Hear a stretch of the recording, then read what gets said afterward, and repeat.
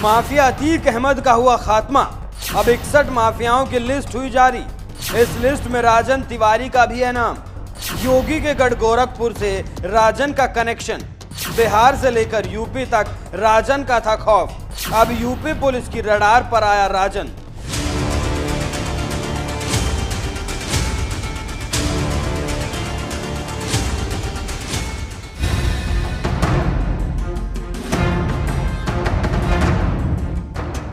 और कानून व्यवस्था के लिए तो कहना ही क्या है। जो लोग पहले उत्तर प्रदेश की कानून व्यवस्था को बताते थे, आज आप देख रहे होंगे उनके सामने स्वयं के जान के लाले पड़ रहे हैं। जब कोर्ट उन्हें सजा सुनाती है तो उनकी पैंटें भी गीली होती हुई देखती है। जनता देखती है कि कैसे माफिया पहले जनता को तबाह करते थे, उद्योगपतियों को धमकी भेजते थे, व्यापारियों का अपहरण करते थे, और आज उनकी सब सिट्टी पिट्टी गुम है। सबके सामने जान के लाले पड़े हुए हैं। कानून का राज होगा। कानून के अलावा किसी को कानून के इधर कार्य करने की इजाजत कतई नहीं दी जाएगी। और यह सरकार का संकल्प है और सरकार अपने जीरो टॉलरेंस की उस नीति के तहत आगे भी पूरी प्रतिबद्धता के साथ कार्य करेगी। उत्तर भारत में अपराध और राजनीति का चोली दामन का साथ रहा है। जिस माफिया अतीक अहमद को समाजवादी पार्टी ने सांसद से लेकर विधायक तक बनवाया, योगी राज में 15 अप्रैल के दिन उस माफिया अतीक अहमद का चैप्टर क्लोज हो गया। 3 लड़कों ने जिला प्रयागराज में सरेआम सड़क पर ही अतीक अहमद को गोलियों से छलनी कर मौत के घाट उतार दिया। जिसके बाद अब यूपी पुलिस ने माफियाओं की एक नई लिस्ट जारी की है, जिसमें एक नाम माफिया राजन तिवारी का भी है, जिसे कभी 90 के दशक में खूंखार गैंगस्टर रहे श्री प्रकाश शुक्ला का राइट हैंड माना जाता था, जिसने कभी यूपी के मुख्यमंत्री कल्याण सिंह की सुपारी ली थी। उत्तर प्रदेश के जिला गोरखपुर के सोहगोरा गांव में एक बेहद साधारण परिवार से आने वाले राजन तिवारी के पिता सरकारी वकील थे और हर पिता की तरह उनका भी सपना था कि वो अपने बेटे राजन तिवारी को पढ़ा लिखाकर अच्छा अफसर बनाएं। लेकिन नियति को शायद कुछ और ही मंजूर था। स्कूल की पढ़ाई पूरी करने के बाद राजन तिवारी ने आगे की पढ़ाई के लिए छात्र राजनीति का गढ़ रहे गोरखपुर यूनिवर्सिटी में कदम रखा, जिसके बाद कहा जाता है कि यूनिवर्सिटी छात्र नेताओं के बीच वर्चस्व की लड़ाई का गढ़ रही है। इस यूनिवर्सिटी में राजन तिवारी ने ऐसे वक्त कदम रखा था जब 90 के दशक में गोरखपुर के कुख्यात गैंगस्टर श्री प्रकाश शुक्ला का भौकाल हुआ करता था। यहाँ तक कि ब्राह्मण और राजपूतों की लड़ाई में श्री प्रकाश शुक्ला ने अपना सिक्का अच्छी तरह से जमा लिया था, जिसे देखकर ब्राह्मण राजन तिवारी ने भी श्री प्रकाश शुक्ला से हाथ मिला लिया और फिर उसके बाद चाकूबाजी, हत्या की कोशिश, किडनैपिंग, हत्या जैसे संगीन मामलों में श्री प्रकाश शुक्ला के साथ साथ राजन तिवारी का नाम भी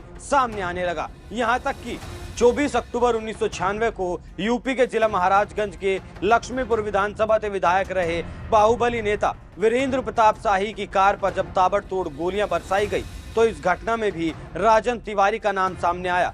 इस जानलेवा हमले में शाही बाल बाल बच गए तो वहीं उनके गनर की मौत हो गई थी, जिसके बाद आरोपी राजन तिवारी की धरपकड़ के पुलिस ने ऐसा अभियान चलाया कि उन्हें यूपी की धरती छोड़कर बिहार में जाकर अपना ठिकाना बनाना पड़ा।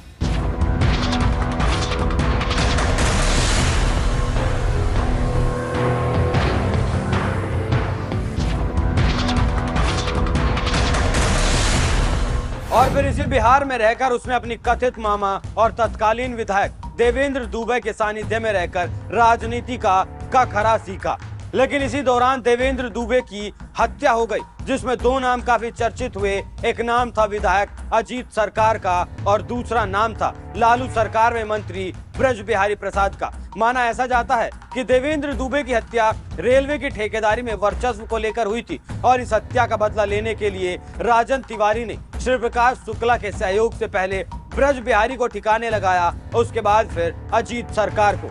इस हत्याकांड में राजन तिवारी को निचली अदालत से उम्र कैद की सजा भी हुई, लेकिन सबूतों के अभाव में साल 2014 में पटना हाई कोर्ट से उसे बरी कर दिया गया। जबकि बहुचर्चित माकपा विधायक अजीत सरकार के हत्याकांड मामले में पटना हाई कोर्ट ने बरी कर दिया था। इसी बीच साल 1998 में एसटीएफ ने एक एनकाउंटर में राजन तिवारी के गुरु और कुख्यात गैंगस्टर श्री प्रकाश शुक्ला को ढेर कर उसके चैप्टर को क्लोज कर दिया, जबकि राजन तिवारी ने मौका देखते ही बिहार से राजनीति में कदम रख दिया और साल 2000 में हुए विधानसभा चुनाव में पूर्वी चंपारण जिले की गोविंदगंज सीट से निर्दलीय चुनाव लड़कर विधायक बन गए। यानी जिस राजन तिवारी को यूपी में बाहुबली माना जाता था, वो राजन तिवारी बिहार में आकर माननीय विधायक जी बन गए।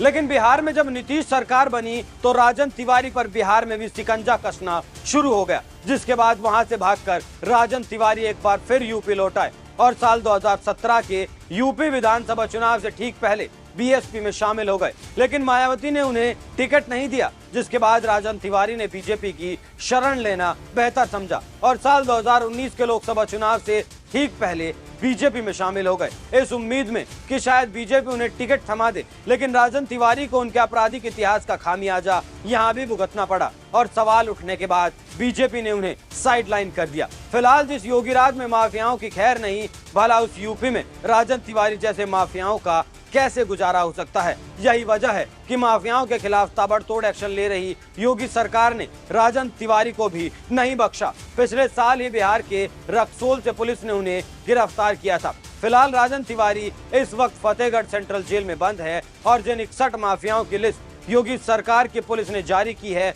उनमें राजन तिवारी का भी नाम शामिल है। इन माफियाओं के